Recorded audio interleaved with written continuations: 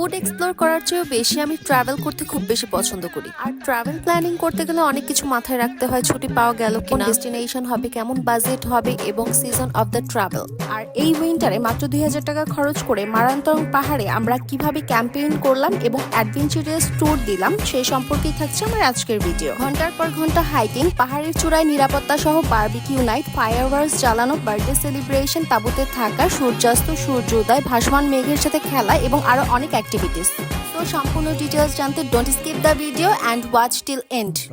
Firstly আমরা সায়দাবাদ থেকে ticket কেটে নিলাম বান্দরবনের। বান্দরবন জেলার আলীকদম থানায় মিরিঞ্জা রেঞ্জে অবস্থিত এই পাহাড়ের নাম হচ্ছে মারান্তং। আলীকদম সদর থেকে 3 কিলোমিটার দূরে মাতামুহুরী টোয়াইন খাল ঘেঁষে দুই পাহাড়ের চূড়ায় একটি রহস্যময় গুহা আছে যেটার নাম আলী গুহা। এখানে মূলত 3টি গুহা আছে। সবগুলো গুহায় ঢুকে দেখার জন্য মোটামুটি 2 ঘন্টার মতো সময় লাগবে। গুহাগুলোতে যেতে হবে ঝিরিপথ ধরে। গুহার কিছু অংশ বেশ সরু, কিছুটা হামাগুড়ি দিয়ে যেতে হবে। ভেতরের স্যাঁতস্যাঁতে গা ছমছমে পরিবেশ। প্রবেশ করার সাথে সাথেই এক অজানা জগতের সাথে পরিচিত হবে। প্রথম গুহায় সিঁড়ি দিয়ে ওঠার ব্যবস্থা আছে, বাকিগুলোতে কিছুটা পাহাড় বেয়ে আপনাকে উঠতে হবে। গুহার ভেতরে পুরোটা অন্ধকার, ভেতরে যাওয়ার জন্য টর্চ কিংবা মশাল ইউজ করতে হবে। ফাইনালি আমরা অসাধ্য সাধন করেই ফেললাম এন্ড মারান্তরং ট্যুরিজম স্পটের দিকে রওনা দিলাম। এখান থেকে মাত্র পার হেড 15 টাকায় আপনার স্পটে যেতে পারবেন।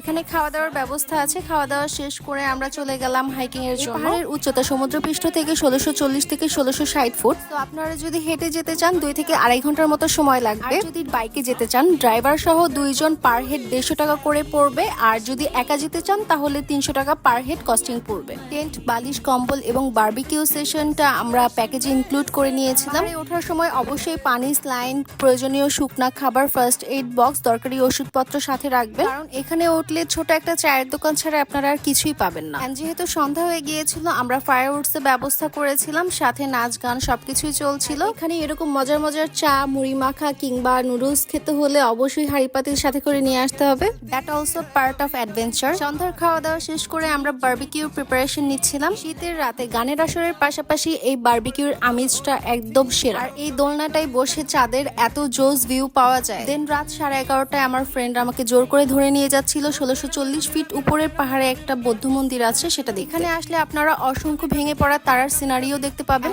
উপরে গিয়ে তো আমি টোটালি শক। এরকম দুর্গম পাহাড়ে কনকনে শীত এবং ঠান্ডা বাতাসের মধ্যে এরকম ফায়ারওয়ার্কস জ্বালানো কিংবা ক্যান্ডেল আর কেক ম্যানেজ করা সবকিছুই জাস্ট ইম্পসিবল ছিল। Hats off to my team to make my special day. সকাল 4টা থেকে আমরা ওয়েট করছিলাম সূর্যোদয় দেখার জন্য। And look at this view.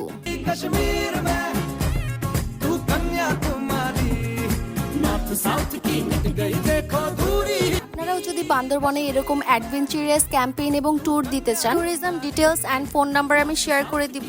If you want let me know in my comment box. Thanks for watching.